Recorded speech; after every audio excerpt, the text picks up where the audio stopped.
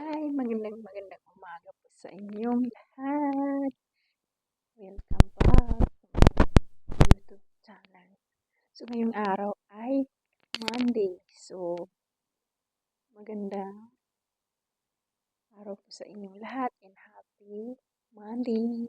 So, starting na naman yung mga trabaho, mga office, work. So, yun.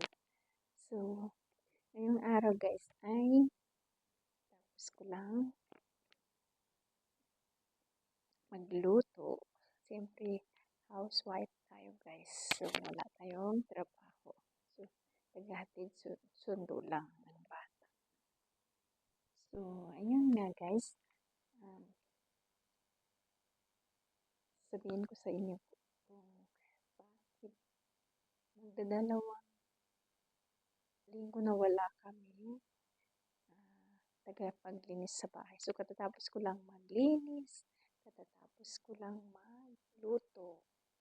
Kasi nga, so 2 weeks kami walang kasambahay. So, siyempre, mahirap sa akin kasi malaki yung bahay.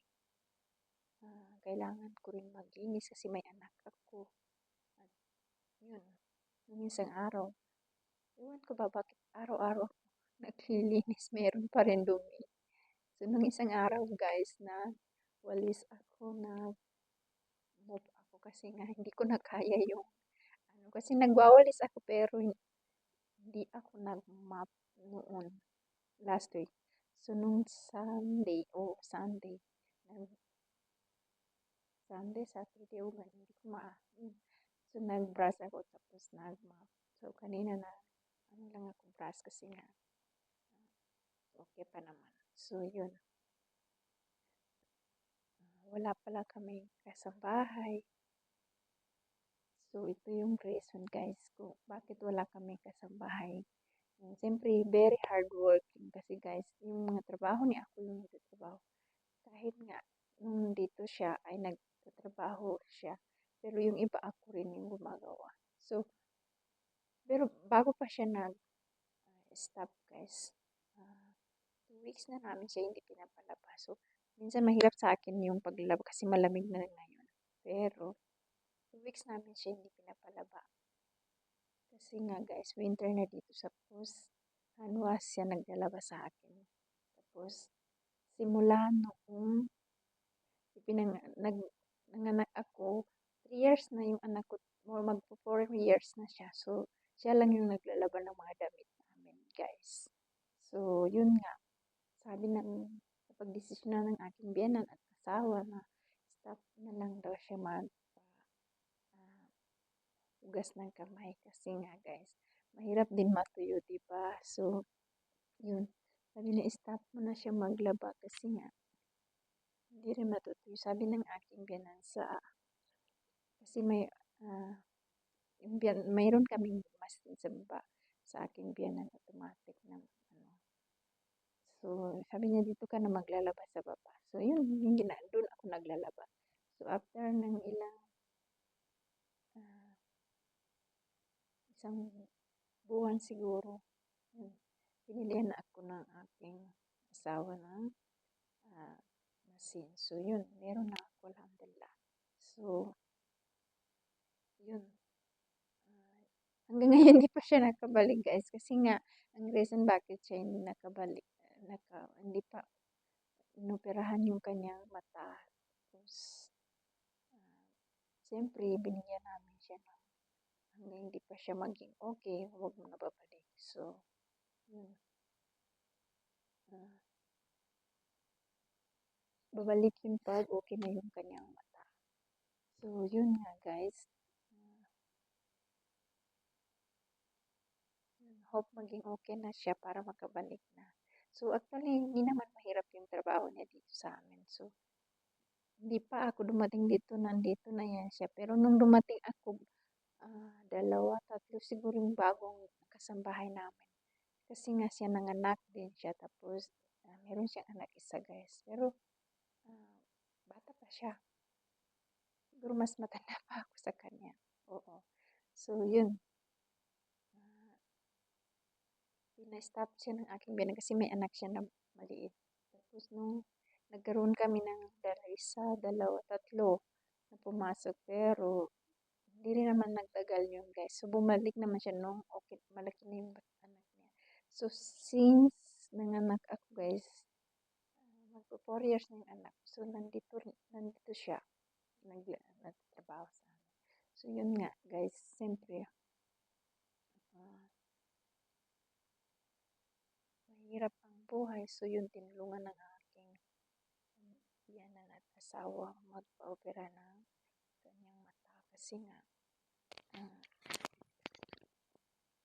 siyempre hindi niya kaya anuhin guys. So meron naman dito gobyerno na tumutulong pero ang problema, hindi siya ginawaan ng kanyang asawa ng card, ID card. So, yun, nag, ano kami, napagawaan sana namin siya kasi may kilala kaming gumagawa nun. So, ang problema, yung asawa niya, may ano siya doon. Meron siyang record doon. So, kailangan talaga pumunta yung kanyang asawa para makita ng taga-opisina. Opisina. So, yun, hindi ayon ng kanyang asawa. So, yun, hindi siya nakakapag-opera sa ah, gobyerno dito na hospital, government hospital. So, yun, nag-private siya. Tapos sabi ng aking asawa, walang problema. Ipa-operahan mo na yan para maging okay siya. Kasi nga, palala ng palala. So, siyempre may anak siya, kailangan niya magtrabaho para sa kanyang pamilya. So, yun, naawa yung asawa ko kasi tinulungan siya ng mag-ina, nanay at saka, hindi ko alam, nanay ng asawa ko at saka asawa ko. So, yun, hopefully maging okay na siya. So, makabalik na siya guys next week, inshallah. So, pero yung continue pa rin yung kanyang ah, sahod sa amin kahit hindi siya pumapasok. Saka sa ibang bahay, lagi man yan siya nag-absent pero hindi kami nagbabawas ng ano. Siyempre maliit lang yung kanyang sahod. Tapos hindi kami nagbabawas compare sa mga ibang bahay, nagbabawas sila. So yun, kawawa rin siya. So, saka, yun nga guys, sobrang nakakatulong din siya sa amin. Tapos yun, nakakatulong din kami sa kanya. So, parang pamilya na, hindi namin tinuturing. Minsan nga, nung isang araw, naghingi siya sa akin ng isang kape. Tapos tinimplahan ko, tapos ginawaan ko siya ng sinabihan ko siya nagpag-almusal ka. Tapos sabi niya, kape lang daw. Tapos yung ginawaan ko siya ng sandwich. Tapos nagulat na lang ako, ayaw niya umupo sa lamesa. Sa sahig talaga. Sabi ko, malamig dyan. Dito ka sa lamesa. Ayaw niya umupo. Tapos sabi ko, walang problema, upo ka dyan. Tapos ayaw niya. Hindi ko alam, siguro ganun sila. Pero sa akin, pamilya kami, ayaw ko makupo dyan sa sahig. Tapos sabi ko, kunin mo yung carpet dun sa sala. Kasi dun ka uupo para hindi malamigan yung puwit mo. Tapos ayaw niya. Sabi ko, tapos yun, hindi ko na pinilit. So, yun nga guys. Nakakaawa rin siya minsan. So, yun, sana maging okay na siya. Tapos yun, lahat ng mga gawain sa bahay, ako yung gumagawa. Tapos, nung isang araw naglinis ako ng buong kwarto, sala, kwarto, dito sa taas. Tapos, si biyanan ko, siya yung nagwalis sa baba, sa kanya. Pero ako rin yung nagmap doon. At saka pati mga hagdan. So, siyempre, nakakaano rin kasi malaking bahay, mahirap din pag walang naglilinis. maglinis. So, yun.